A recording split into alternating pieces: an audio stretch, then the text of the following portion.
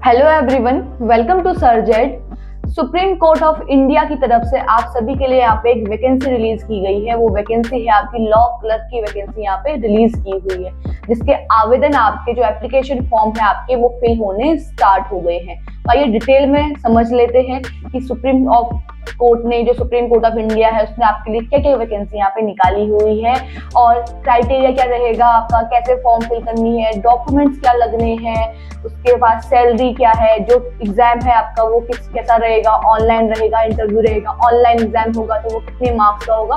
तो डिटेल में एक बार पूरे नोटिफिकेशन को अच्छे से पढ़ लेते हैं और समझ लेते हैं। तो आइए स्टार्ट करते हैं। तो जो वैकेंसी यहाँ पे आई है आपकी वो सुप्रीम कोर्ट ऑफ इंडिया की तरफ से आई है। जैसे कि मैंने कहा कि सुप्रीम कोर्ट ऑफ इंडिया की तरफ से यहाँ पे वैकेंसी आ रही है। वैकेंसी जो आई है आपकी वो आई है engagement of law clerk come research associates के यहाँ पे वैकेंसी आई। तो लॉ क्लर्क की वैकेंसी यहाँ पे आपके लिए रिलीज की गई है सुप्रीम कोर्ट ऑफ इंडिया की तरफ से, जिसके जो आवेदन है आपके वो स्टार्ट हो गए थे 20 जनवरी से। तो 20 जनवरी से आपके इसके फॉर्म फिलिंग स्टार्ट हो गई थी और लास्ट डेट जो इसके फॉर्म फिल करने की है वो है आपकी 7 फरवरी। तो 20 जनवरी से 7 फरवरी तक आप इस फॉर्म को फिल कर सकते हैं। तो 7 फरवरी से पहले आप इस फॉर्म को फिल कर लीजिएगा। एक बार डिटेल में इस नोटिफिकेशन को देख लेते हैं कि क्या क्या चीजें इसमें आ रखी हैं। बात करते हैं आगे क्वालिफिकेशन की। यहाँ पे बात तो हो गई कि एप्लीकेशन फॉर्म कब से कब तक स्टार्ट हो रहे हैं, कब खत्म हो रहे हैं, कौन से वैकेंसी आपकी आई हुई है, पोस्ट नेम क्या है। अब उसके लिए क्वालिफिकेशन क्या है वो देख लेते हैं यहाँ पे। तो यहाँ पे जो क्वालिफिकेशन दी है वो दी है ग्रेजुएशन आपका यहाँ पे कंप्लीट होना चाहिए। बैचलर डिग्री इन लॉ यहाँ पे उन्होंने बोला है कि ग्रेजुएशन आपका कंप्लीट होना चाहिए, चाहे वो इंटीग्रेटेड डिग्री आपकी हो या नॉर्मल डिग्री आप ले रहे हैं। तो यहाँ पे या तो आप इंटीग्रेटेड कोर्स कर रहे हो उस पे या आप नॉर्मल कोर्स कर रहे हो तो आपका ग्रेजुएशन यहाँ पे कंप्लीट मांगा गया है किसी भी यूनिवर्सिटी से। उसके बाद दूसरा जो आपका यहाँ पे क्वालिफिकेशन मांगी गई है वो मांगी गई है कि यहाँ पे एक चीज और भी मेंशन करी है, क्वालिफिकेशन नहीं एक चीज और मेंशन करी हुई है, जिनका कोर्स कंप्लीट हो चुका है, बैचलर्स जिनका कंप्लीट हो चुका है तो ये फॉर्म भर सकते हैं। उनके तो बढ़िया है कि ये फॉर्म भर सकते हैं। लेकिन उसके अलावा जो लोग अभी अपेयरिंग में है, जो अपने लास्ट ईयर में है, वो भी ये फॉर्म फिल कर सकते हैं। तो जो कैंडिडेट्स अभी 5th ईयर में है, जो उनका इंटीग्रेटेड कोर्स चल रहा है, उनका 5th ईयर है, वो भी ये फॉर्म फिल कर सकते हैं। ये साफ साफ नोटिफिकेशन में दिया हुआ है सुप्रीम कोर्ट ने। उसके अलावा जो नॉर्मल कोर्स, अगर आपका नॉर्मल जो बैचलर डिग्री चल रही है, इंटीग्रेटेड चल रहा है इंटीग्रेटेड तो वो 5th ईयर वाला है, नॉर्मल कोर्स चल रहा है तो उसके लिए आपने कहा है कि 3 साल जो आपका 3rd ईयर चल रहा होगा लोग बच्चों का, जो कैंडिडेट्स अभी कर रहे हैं, जो स्टूडेंट्स अभी कर रहे हैं लॉ, तो वो भी इस फॉर्म को फिल कर सकते हैं। तो अपेयरिंग वाले जो 5th ईयर वाले हैं एंड जो 3rd ईयर वाले हैं, जो इंटीग्रेटेड कोर्स कर रहे हैं उनका 5th ईयर, जो नॉर्मल कोर्स कर रहे हैं उनके लिए 3rd ईयर वाले फॉर्म को फिल कर सकते हैं।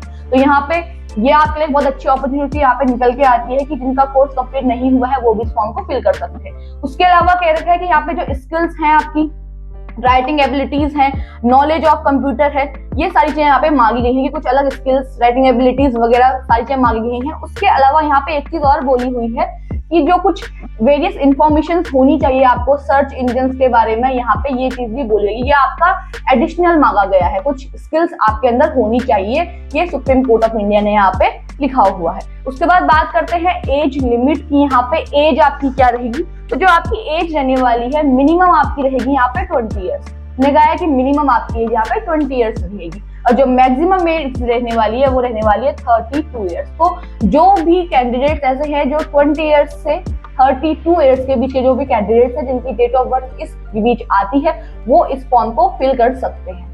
उसके अलावा मेथड ऑफ सिलेक्शन यहाँ पे बोला गया है कि जो मेथड कैसे आपका सिलेक्शन यहाँ पे होना है उसके बारे में बात कर लेते हैं।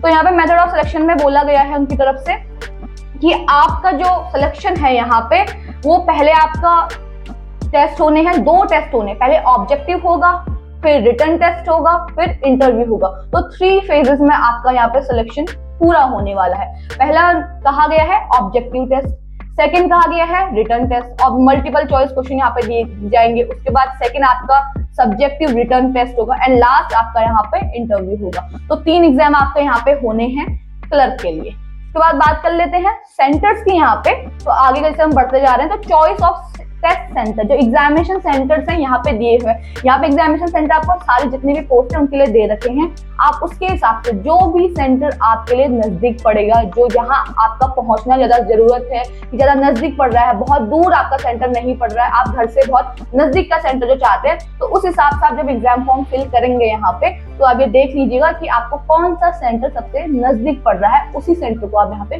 चूज कीजिएगा एग्जामिनेशन सेंटर की तरफ से। तो यहाँ पे जितने भी सेंटर्स हैं आप एक बार अच्छे से इनको देख लीजिएगा। जैसे अहमदाबाद दिया हुआ है, अंबाला दिया हुआ है, बेंगलुरु, भोपाल, भुवनेश्वर, ये सारे यहाँ पे बहुत सारे सेंटर्स दिए हुए हैं। पार्ट 1 और पार्ट 2 मतलब ऑब्जेक्टिव और जो आपका रिटन टेस्ट होगा, दोनों के लिए यहाँ पे। और सिटीज जो बोली रखिए, 23 सिटीज में, 23 सिटीज में, 23 शहर में ये आपका जो है ये टेस्ट होना है। तो यहाँ पे 23 सिटीज सिलेक्ट करी गई हैं एग्जामिनेशन सेंटर के तौर पे। उसके बाद बात करते हैं डेट ऑफ एग्जामिनेशन की। तो यहाँ पे जो डेट है आपका, जो एग्जाम आपकी होनी है वो होनी है 7 मार्च को यहाँ पे आपका एग्जाम होना है। 7 मार्च को आपका यहाँ पे एग्जाम फिक्स किया गया है सुप्रीम कोर्ट ऑफ इंडिया की तरफ से, तो टेस्ट के लिए है आपका। उसके अलावा यहाँ पे कहा गया है कि जो आंसर की है आपकी, जो आपका एग्जाम होगा उसकी जो आंसर की है आपकी, जो आंसर की यहाँ पे आनी है वो उन्होंने कहा है कि एक तो 8 मार्च को और 9 मार्च को। 8 मार्च और 9 मार्च को आपको ये या तो 8 को या 9 को आपकी वेबसाइट पे, सुप्रीम कोर्ट ऑफ इंडिया की वेबसाइट, जो ऑफिशियल वेबसाइट है, वहां पे देखने को मिल जाएगी आंसर की। जो भी एग्जाम आप 7 मार्च को देंगे तो उसका आप 8 को या 9 को आंसर की यहाँ पे देख सकते हैं। उसके बाद उन्होंने ये भी कहा हुआ है यहाँ पे जो ऑब्जेक्शन आप लगाओगे, मान लिया जी आपका कोई एग्जाम, आपका एग्जाम में कोई क्वेश्चन ऐसा था जो आपके तौर पे सही है लेकिन उसे सुप्रीम कोर्ट ऑफ इंडिया ने सही नहीं माना है, तो वहां पे आप ऑब्जेक्शन लगा सकते हैं। तो उसकी फी भी यहाँ पे देगी कि यहाँ पे 100 फी पर ऑब्जेक्शन आपके 100 रुपए यहाँ पे चार्ज किए जाएंगे सुप्रीम कोर्ट ऑफ इंडिया की तरफ से।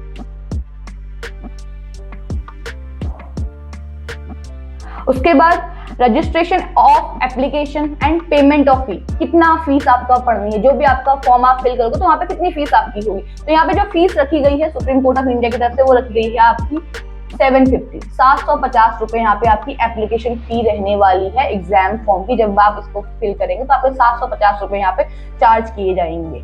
और स्टार्टिंग मैंने बोल दिया था आपको 20 जनवरी को स्टार्ट हो चुके हैं। 7 फरवरी को लास्ट डेट आपकी यहाँ पे है कि 7 फरवरी से पहले पहले आप इस एग्जाम फॉर्म को फिल कर लीजिएगा, जो क्लोजिंग है। उसके बाद इसमें आप एग्जाम फॉर्म फिल नहीं कर सकते। जनरल इंस्ट्रक्शंस दिए हुए हैं रिटर्न टेस्ट के लिए कि क्या क्या आपके जनरल इंस्ट्रक्शंस रहेंगे, कैसे आपका एडमिट कार्ड आएगा, कैसे आपका रिटर्न टेस्ट होगा, एलिजिबिलिटी क्राइटेरिया वगैरह जो भी है, तो वो सारी चीजें यहाँ पे मेंशन की गई है। एडमिट कार्ड कैसे आना है, क्या आपको यहाँ पे प्रोसीजर रहेगा, तो सारी चीजें यहाँ पे डिटेल में मेंशन कर रखी हैं सुप्रीम कोर्ट ऑफ इंडिया ने। उसके अलावा यहाँ पे मेंशन ये भी कर दिया गया है कि कैंडिडेट्स की जो भी फी होगी यहाँ पे, जो फी होगी आपकी वो रिफंड नहीं की जाएगी। तो ये भी आप ध्यान में रखें कि फी आपकी रिफंड नहीं की जाएगी। उसके अलावा नेगेटिव मार्किंग यहाँ पे है, एग्जाम में आपकी नेगेटिव मार्किंग होनी है, 0.25 मार्क्स की यहाँ पे नेगेटिव मार्किंग है। तो ये भी याद रखिएगा कि नेगेटिव मार्किंग यहाँ पे होनी है। उसके अलावा जो फर्स्ट टेस्ट रहेगा आपका, वहां पे आपको सिक्योर मिनिमम क्वालिफाई करने के लिए 60 मार्क्स तो आपको चाहिए, 60% तो यहाँ पे चाहिए ही चाहिए। फर्स्ट टेस्ट जो आपका रहेगा क्वालिफाई करने के लिए 60% मार्क्स यहाँ पे चाहिए आपको, ये आप ध्यान में रखिएगा। उसके बाद ही आप सेकेंड टेस्ट पे जा पाएंगे, सेकेंड टेस्ट के लिए आप एलिजिबल हो पाएंगे यहाँ पे। बाकी यहाँ पे और भी बहुत सारी डिटेल्स आपको दी हुई हैं, आप एक बार नोटिफिकेशन में अच्छे से इसको पढ़ लें ताकि आपको बाद में फॉर्म भरते टाइम कोई भी दिक्कत यहाँ पे ना आए। उसके बाद यहाँ पे बात करते हैं हम एग्जामिनेशन सिटीज, यहाँ पे आपकी मेंशन की हुई थी। जो आपका एग्जाम होना है वो यहाँ पे मेंशन किया हुआ है, डेट यहाँ पे दी हुई है, फीस आपकी सारी चीजें यहाँ पे दी हुई है। और एक चीज और है यहाँ पे, वो आप ये ध्यान में दीजिएगा कि यहाँ पे जो नेगेटिव मार्किंग है आपकी वो होनी है, तो आप इस चीज को भी ध्यान रखेंगे कि नेगेटिव मार्किंग यहाँ पे दी हुई है। तो ये था आपका डिटेल नोटिफिकेशन, जहाँ पे हमने एज लिमिट देख ली, क्वालिफिकेशन देख ली कि आपकी क्वालिफिकेशन क्या रहेगी, मेथड ऑफ सिलेक्शन प्रोसीजर, आपके 3 टेस्ट यहाँ पे आपके होने हैं, ऑब्जेक्टिव होना है, उसके बाद आपका रिटर्न होना है, देन आपका इंटरव्यू होगा। तो पहले आप ऑब्जेक्टिव क्लियर करेंगे, यहाँ पे आपका मिनिमम क्वालिफाइंग जो है आपके 60% यहाँ पे मार्क्स आपको लेके आने, फिर आप सेकंड एग्जाम के लिए क्वालिफाई कर पाएंगे। सिटीज आपकी दी हुई हैं और लास्ट डेट आपकी दी हुई है 7 फरवरी। तो जो भी कैंडिडेट्स इस फॉर्म को फिल करना चाहते हैं वो 7 फरवरी से पहले पहले इस एग्जाम फॉर्म को फिल कर लीजिएगा। और यहाँ पे करेक्शन के लिए नहीं कहा गया है सुप्रीम कोर्ट की तरफ से कि अगर आपका एक बार फॉर्म फिल हो गया तो यहाँ पे इस नोटिफिकेशन पे ये तो नहीं लिखा गया है कि करेक्शन विंडो आपकी ओपन होनी है। तो बहुत सावधानी से आप फॉर्म भरिएगा कि आपकी कोई गलती ना हो, ताकि अगर आपका करेक्शन विंडो ओपन नहीं होता है, यहाँ पे अभी नहीं कहा गया कि करेक्शन विंडो ओपन होगा, तो वो नहीं होगा। इसका मतलब अगर नहीं होगा तो अगर फॉर्म में कोई भी गलती हो गई तो वो आपके लिए भारी पड़ सकता है। तो यहाँ पे आप ध्यान दीजिएगा कि आप जो भी डिटेल डालें उसको एक बार वापस से चेक कर ले, सही से अपना फॉर्म फिल करें। नोटिफिकेशन आप हमारे डिस्क्रिप्शन बॉक्स से डाउनलोड कर सकते हैं, वहां पे आपको उसका लिंक मिल जाएगा जहां से आप इसको डाउनलोड कर सकते हैं। और अच्छे से डिटेल में एक बार पढ़ लीजिए कि क्या क्या यहाँ पे कैसे आपको फॉर्म फिल करना है, क्योंकि जो भी आपके डॉक्यूमेंट लगने हैं वो यहाँ पे मेंशन किए हुए हैं। तो एक बार अच्छे से पढ़ लीजिएगा, उसके बाद ही आप फॉर्म फिल करिएगा। अप्लाई का जो लिंक है वो भी आपको हमारे डिस्क्रिप्शन बॉक्स में मिल जाएगा। तो अगर आप अप्लाई करना चाहते हैं तो आप वहां से इसको फॉर्म के लिए आप सुप्रीम कोर्ट ऑफ इंडिया के फॉर्म के लिए आप अप्लाई कर सकते हैं लॉ एंड कलर के लिए। बाकी आपको वीडियो पसंद आई है तो इसे लाइक एंड शेयर कीजिएगा और हमारे चैनल को सब्सक्राइब करना ना भूलें। Thank you.